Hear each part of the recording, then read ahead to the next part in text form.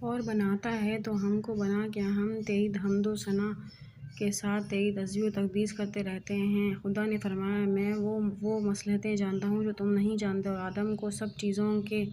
نام بتا دیے، اور پھر ان چیزوں کو فرشتوں کے روبرو پیش کر کے فرمایا کہ اگر تم اپنے دعوے میں سچے ہو تو ہم کو ان چیزوں کے نام بتاؤ۔ بولے، تو پاک ذات ہے جو تو نے ہم کو بتا دیا ہے، اس کے سوا ہم کو کچھ معلوم نہیں، بے شک تو ہی جاننے والا، مصلحت کا پہچاننے والا ہے۔ تب خدا نے آدم کو حکم دیا کہ اے آدم، تم فرشتوں کو ان چیزوں کے نام بتا دو۔ پھر جب آدم نے فرشتوں کو ان چیزوں کے نام بتا دیے تو خدا نے فرشتوں کی طرف مخاطب ہو کر فرمایا، کیوں ہم نے تم سے نہیں کہا تھا کہ آسمانوں کی اور زمین کی سب مخفی چیزیں ہم کو معلوم ہیں، اور جو کچھ تم اب ظاہر کرتے ہو وہ اور جو کچھ تم ہم سے چھپاتے تھے وہ ہم کو سب معلوم ہے۔ اور جب ہم نے فرشتوں سے کہا کہ آدم کے آگے جھکو تو شیطان کے سوا سب کے سب جھک پڑے، اس نے نہ مانا اور شیخی میں آ گیا اور نافرمان بن بیٹھا۔ اور ہم نے آدم سے کہا، اے آدم، تم اور تمہاری بیوی بہشت میں بسو اور اس میں جہاں کہیں سے تمہارا جی چاہے بفراغت کھاؤ پیو، مگر اس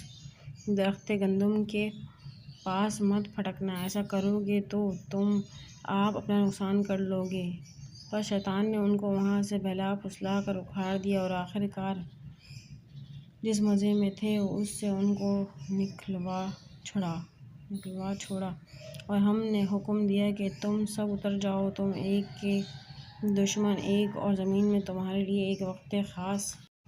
وقت خاص تک ٹھکانہ اور زندگی بسر کرنے کا ساز و سامان ہے۔ پھر آدم نے اپنے پروردگار سے امانت کے چند الفاظ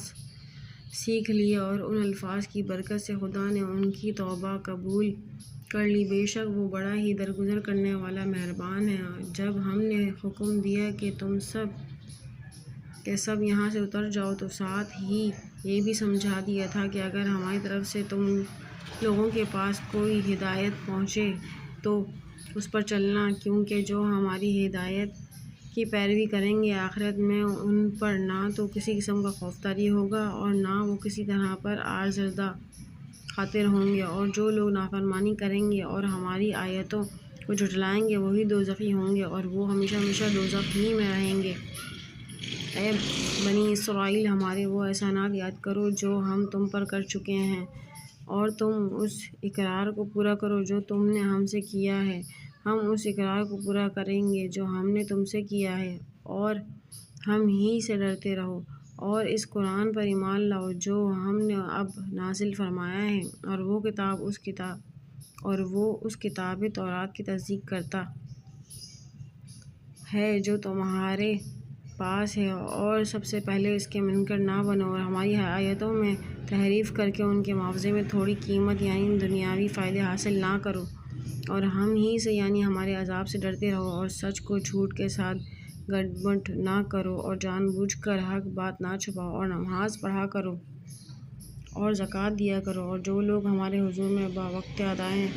نماز جھکتے ہیں ان کے ساتھ تم بھی جھکا کرو۔ کیا تم دوسرے لوگوں سے نیکی کرنے کو کہتے ہو اور اپنی خبر نہیں لیتے، حالانکہ تم کتاب الہی بھی پڑھتے رہتے ہو؟ کیا تم اتنی بات بھی نہیں سمجھتے؟ مصیبت کی برداشت کے لیے صبر اور نماز کا سہارا پکڑو، اور البتہ نماز شاک ہے مگر ان پر نہیں جو خاکسار ہیں، اور جو یہ خیال پیش نظر رکھتے ہیں کہ